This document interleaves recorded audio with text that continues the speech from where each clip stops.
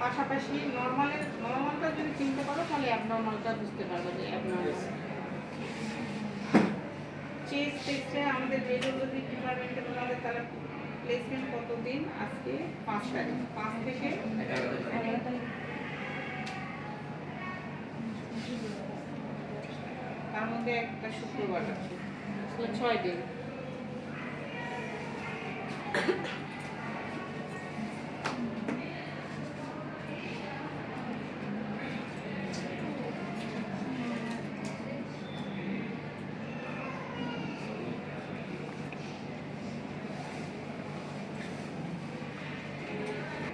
দেখো chest x-ray আমাদের এই ডিপার্টমেন্টে কী কী হয়? এক্সরে রেডিওলজিতে এক্সরে আছে, আলট্রাসাউন্ড আছে, সাথে সিটি এমআরআই। কিন্তু সিটি এমআরআই মেশিন আমাদের নষ্ট, আমাদের এক্সরে আর আলট্রাসাউন্ডটাই হচ্ছে। এক্সরের মধ্যে আবার কন্ট্রাস্ট আছে, নন কন্ট্রাস্ট আছে। হ্যাঁ, কন্ট্রাস্ট এক্সরে, নন কন্ট্রাস্ট। এই এক্সরেটা কি? নন কন্ট্রাস্ট। কন্ট্রাস্ট এক্সরে দুইভাবে কন্ট্রাস্ট এক্সরে করা যায়। একটা হচ্ছে ওরাল কন্ট্রাস্ট দেওয়া হয়, যে মুখে খেয়ে একটা কন্ট্রাস্ট দিয়ে করা হয়। আমাদের যে গাট প্যাথোলজিগুলো, যেমন ইসোফেগাসে কোনো প্রবলেম থাকতে পারে, স্টোমাক, এরপরে স্মল ইন্টেস্টাইন, লার্জ ইন্টেস্টাইন, এই ইন্টেস্টাইনগুলো দেখার জন্য, প্যাথোলজি দেখার জন্য আমরা ওরাল কন্ট্রাস্ট ইউজ করি, বেরিয়াম সল্ট। হ্যাঁ, এটা মুখে খাওয়ানো হয়, সাদা রঙের উপর গুলাস দুধে দেওয়া হয়। একে বিভিন্ন যে যেটা বলে সেইভাবে ছবিটা নেওয়া হয়। এটা হচ্ছে কন্ট্রাস্ট এক্সরে। আরেকটা কন্ট্রাস্ট কি দেওয়া হয়? আইভি কন্ট্রাস্ট, ইনজেক্টেবল কন্ট্রাস্ট দেওয়া হয়। এটা হচ্ছে আয়োডিনেটেড কন্ট্রাস্ট, আইপামিরো ইউজ করা হয়। এই কন্ট্রাস্টটা কখন দেওয়া হয়? মনে করো যে কিডনির পরীক্ষা করবা। নর্মাল এক্সরেতে কিন্তু কিডনি আমরা ওইভাবে বুঝতে পারি না, হয়তো কিডনিতে স্টোন আছে কিনা এইটুকুই আমরা বুঝতে পারি নর্মাল নন কন্ট্রাস্ট এক্সরে ক্ষেত্রে। কিন্তু আমরা যদি কন্ট্রাস্ট এক্সরে করি তাহলে আমরা কি বুঝতে পারবো? কিডনির স্টোন বুঝতে পারবো, তারপরে কিডনির ধরো এক্সক্রিয়েটিং ফাংশন, কিডনিটা ঠিকমতো কাজ করছে কিনা এইটা বোঝার জন্য আমাদের আইভিউ করতে হয়, যে দুইটা কিডনির ফাংশনিং আছে কিনা। ঠিক আছে, তাহলে আমরা এক্সরেতে কন্ট্রাস্ট নন কন্ট্রাস্ট দুটোই করতে পারি। আর এক্সরে আমাদের এখানে কন্ট্রাস্ট নন কন্ট্রাস্ট দুটো এক্সরে হয়। এক্সরে আবার কিন্তু রেডিয়েশন হ্যাজার্ড আছে, বুঝতে পারছো? এক্সরে কিন্তু আমাদের রেডিওলজির একটা ব্যাপার আছে কি, এক্সরে, সিটি স্ক্যান এইগুলোতে রেডিয়েশন হ্যাজার্ড আছে, কিন্তু এমআরআই, আলট্রাসোনোগ্রাফিতে রেডিয়েশন হ্যাজার্ড নেই। সেক্ষেত্রে আমরা কি বলি, প্রেগনেন্ট মা যদি থাকে তাহলে আমরা তাদেরকে এক্সরে, সিটি স্ক্যান অ্যাভয়েড করবো, তাই না? এক্সরে, সিটি স্ক্যান অ্যাভয়েড করতে হবে। তাদের আমরা কি করতে পারি? Ultrasonography, MRI. ঠিক আছে, এখানে আর কি কথা বলবো, যে এক্সরে ক্ষেত্রে চেস্ট এক্সরে একটা নর্মাল জিএ ফিটনেসের জন্য দেওয়া হয়, যে কোনো একটা common routine examination. Chest x ray কি কি ভিউ করা যায়? অনেক ভিউ করা যায়। চেস্ট এক্সরে অ্যান্টেরো-পোস্টেরিয়র ভিউ করা যায়, তারপরে পোস্টেরিয়র অ্যান্টেরিয়র ভিউ করা যায়, অবলিক ভিউ করা যায়, ল্যাটারাল ভিউ করা যায়। আর কি করা যায়? ইরেক্ট পোস্টারে করা যায়, মানে সোজা হয়ে দাঁড়ায়। আরেকটা কি? সুপাইন পজিশন মানে শুয়ে থেকে। ঠিক আছে, তার মানে এই এক্সরেটায় আমরা কতভাবে করতে পারি। নর্মালি আমরা যেটা করি, রুটিনলি যেটা করা হয়, পোস্টেরিয়র অ্যান্টেরিয়র পজিশন, মানে পেশেন্টটাকে আমি ইরেক্ট পোস্টারে, হ্যাঁ, পেশেন্টটাকে আমি মেশিন তোমাদের লাস্ট দিন আমরা দেখাবো। আমাদের যে ইমেজ রিসেপ্টর থাকে, আমরা রেডিয়েশন দিই, আর পেশেন্টটাকে মনে করে এখানে একটা ইমেজ রিসেপ্টর, এখানে মুখটা সামনে দিবে আর ব্যাকটা পিছনে থাকবে, তখন আমরা এটা পিছন থেকে দিয়ে দিচ্ছি। এটা হচ্ছে পোস্টেরিয়র অ্যান্টেরিয়র পজিশন। পেশেন্টটাকে লম্বা করে, মানে সোজা করে দাঁড়ায় করতে হয়। নর্মালি এটাই করা হয়। আর দেখা যায় যে ডেবিলেটেড পেশেন্ট, দাঁড়াইতে পারছে না, ওটা একেবারে নিওনেট, তাদের ক্ষেত্রে সুপাইন টেকনিক করা হয়। হ্যাঁ, আবার কোনো ডিজিজের ক্ষেত্রেও আমাদের দেখা গেল যে এটি দরকার হয়, কোনো ফ্র্যাকচার আছে কিনা দেখার জন্য, সেক্ষেত্রে আমরা করতে পারি। সেটা ক্লিনিশিয়ানরাই অ্যাডভাইস করে যে ওনাদের কোনটা দরকার, ডিজিজ ভেদে তারা ওইভাবে অ্যাডভাইস করে। হ্যাঁ, এখন দেখো পোস্ট এন্ট্রি নিউ এক্সরে, এটা ইন্ডেক্স পোস্টারে। এখানে আমরা একটা নর্মাল চেস্ট এক্সরেতে কী কী দেখব, একটা এক্সরের একটা কথা বলি, যেগুলো সাদা দেখায় হ্যাঁ এক্সরেতে, সেগুলোকে আমরা এক্সরের ভাষায় বলি অপাসিটি। হ্যাঁ, আর একেবারে বোনগুলো একেবারে অনেক বেশি সাদা, তাই না, সেটাকে বলি রেডিও অপেক।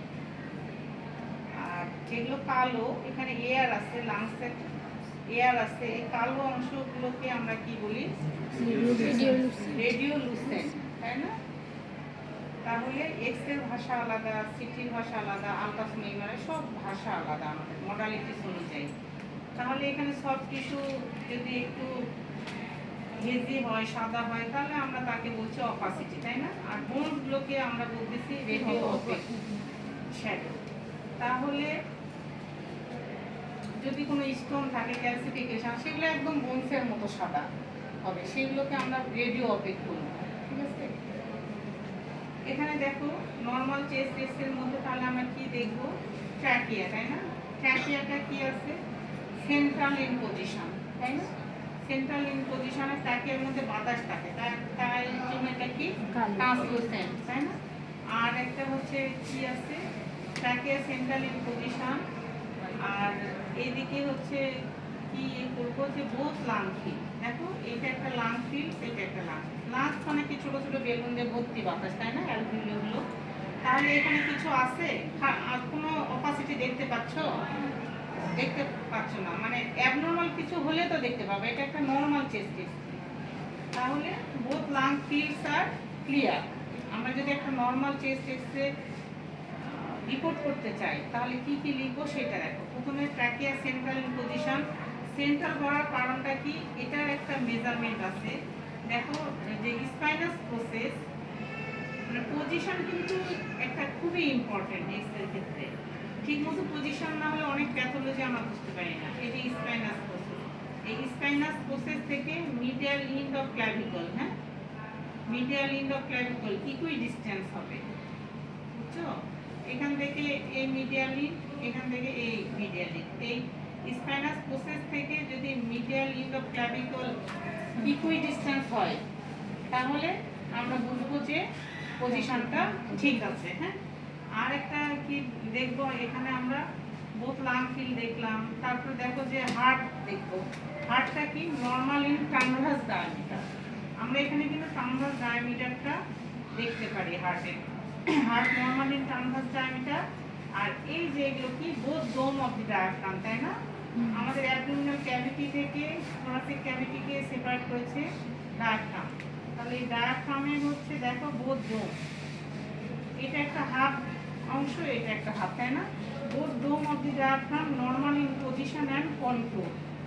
কন্ট্রোল মানে কি, ওর ডোম শেপটা ঠিক থাকবে, কারণ কিছু ডিজিজে ডায়াফ্রামটা নিচে নেমে আসে এবং সে লো ফ্ল্যাট হয়ে যায় ডিজিজ কন্ডিশনে, কিন্তু সে যদি ডোম শেপে থাকে তাহলে সে নর্মাল। এখন পজিশনটা আমরা কিভাবে বুঝবো, পজিশন বোঝারও উপায় আছে।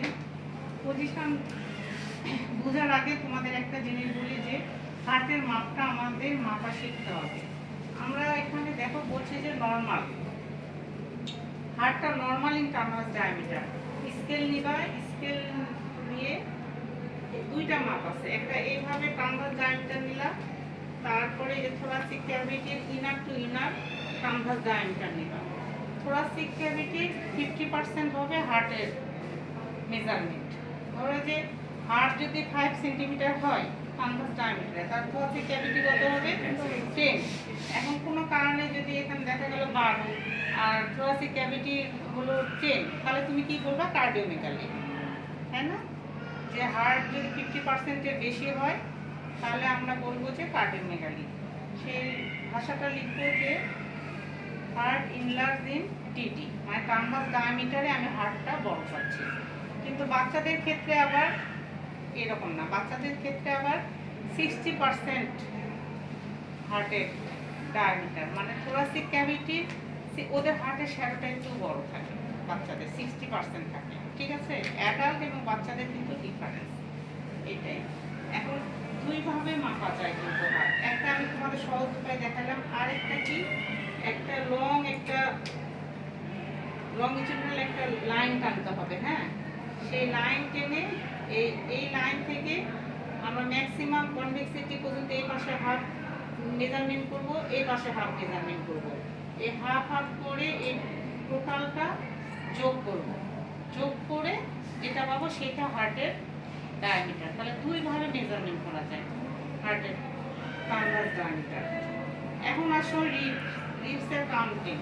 এখানে দেখো পোস্টার অ্যান্টেরিয়র মানে পোস্টার রিবগুলো আমি খুব ভালো দেখতে পাচ্ছি, তাই না? কনভার্সলি যেটা কনভার্স এবং যেটা ল্যাটারালি চলে গেছে এটা হচ্ছে পোস্টার রিব। পোস্টার রিবের কাউন্ট দেখো, এটা হচ্ছে 1 2 3 4 5 6 7 8 9, মোটামুটি এটা ঠিকই আছে, 10 এর কাছাকাছি। তাহলে আমাদের right dome of the diaphragm থাকবে পোস্টার রিবসের 10 এর লেভেলে, ঠিক আছে?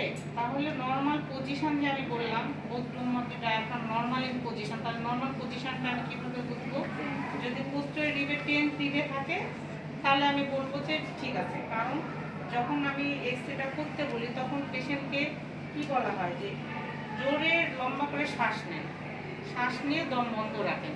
মানে লম্বা শ্বাস নেওয়া মানে ইন্সপিরেশন করলো, ইন্সপিরেশন করলে তাহলে কি ডায়াফ্রামটা নিচে নেমে যাবে, তখন আমার লাংসে ফিল অফ ভিউটা বাড়বে, তাই না? ইন্সপিরেশন ঠিক মতো না হলে তাহলে কি হতো, ডায়াফ্রামটা এই পর্যন্ত থাকতো, তুমি নিচের জিনিসগুলো প্যাথোলজি তুমি বুঝতেই পারবে না। তাহলে পেশেন্টের ফুল ইন্সপিরেশন হয়েছে কিনা, ঠিক পজিশনে এক্সরেটা হয়েছে কিনা, এটা বোঝার জন্য আমাকে তাহলে কি করতে হবে, রিড কাউন্ট করতে হবে। রিড কাউন্ট করে দেখা গেল যে না এটা 10 রিবের লেভেলে আছে, তাহলে আমি বুঝলাম যে এটা ঠিক আছে পজিশন। হ্যাঁ, আর অ্যান্টেরিয়র রিবের থাকবে 6 লেভেলে। অ্যান্টেরিয়র রিবগুলো কাউন্ট শিখবো। অ্যান্টেরিয়র রিবগুলো কি হচ্ছে অবলিকলি এবং মিডিয়ালি রিলেটেড। এই যে দেখো এটা এক, তারপরে এই যে দেখো ভিতরে হালকা হালকা বোঝা যাচ্ছে, কারণ এটা আমি পিএ প্রজেকশন দিয়েছি। তাহলে পোস্টার রিবগুলোই সুন্দর বোঝা যাবে, আর এপি রিবগুলো একটু ঝাপসা ঝাপসা হালকা হালকা। দেখো 1 2 3 4 5 6, মোটামুটি লেভেল ঠিক আছে, তাই না? তাহলে anterior rib poster rib count বুঝে গেলাম, লেভেলটা বুঝে গেলাম। আর একটা হচ্ছে আরো কি দেখবো আমরা, এখানে দেখো এটা রাইট ডিসেন্ডিং পালমোনারি আর্টারি, এটা লেফট ডিসেন্ডিং পালমোনারি আর্টারি, এটা হচ্ছে হাইলাম, তাই না? পালমোনারি ভেসেল দিয়ে তৈরি হয় হাইলাম। আর আমরা কি দেখবো যে পোস্টোফেনিক কার্ডিওফেনিক এবং পোস্টোফেনিক অ্যাঙ্গেলগুলো দেখবো না? দেখো অ্যানাটমিতে পড়ে এসেছো তোমরা, এটা হচ্ছে কার্ডিওফেনিক অ্যাঙ্গেল, এইটা হচ্ছে পোস্টোফেনিক অ্যাঙ্গেল। এই অ্যাঙ্গেলগুলো ক্লিয়ার আছে, ঠিক না? কারণ এগুলো যদি ব্ল্যান্ড হয় তাহলে প্লুরাল ইকুয়েশনে ব্ল্যান্ড হয়ে যায়। তাহলে আমাকে তারপরে অ্যাজ এ হোল দেখো এগুলো তো থোরাসিক ক্যাভিটির বোনসগুলো আমরা দেখবো কোনো ফ্র্যাকচার আছে কিনা, বোনসে কোনো টিউমার আছে কিনা, কোনো মেটাস্টেসিস আছে কিনা। আর একটা কি করব যে ডোম অফ দি ডায়াফ্রামের নিচেও আমরা দেখবো, কারণ অ্যাবডোমেনেও প্যাথোলজি থাকতে পারে। ডোম অফ দি ডায়াফ্রামের নিচে ক্রিসেন্ট এয়ার শ্যাডো থাকতে পারে, পারফোরেশন থাকতে পারে, তারপরে এয়ার ফ্লুইড লেভেল থাকতে পারে অবস্ট্রাকশনে। তাহলে শুধু যে চেস্ট টেস্টে দিচ্ছে আমরা চেস্ট টেস্টে দেখতে ঠিক থাকবো সেটা না, মাঝে মাঝে আমরা নিচের দিকেও তাকাবো যে অ্যাবডোমেনে কোনো প্রবলেম আছে কিনা। হ্যাঁ, আর এখানে হচ্ছে কি এটা ফান্ডিং গ্যাস, ফান্ডিং গ্যাস তো নর্মাল একটা গ্যাস, তো ফান্ডিং গ্যাসটা আছে মানে এটা ইরেক্ট পোস্টারে পেশেন্টটা এক্সরেটা করেছে। কারণ গ্যাস মানে কি সবসময় উপরে দিত, ও যদি শুয়ে পড়তো তাহলে ফান্ডিং গ্যাসটা এইভাবে দেখা যেত না সুপাইন পজিশনে, ঠিক আছে? ফান্ডিং গ্যাস যদি দেখো তাহলে বুঝতে হবে এটা ইরেক্ট পোস্টারে পেশেন্টটা করেছে। এই কয়টা বাজে?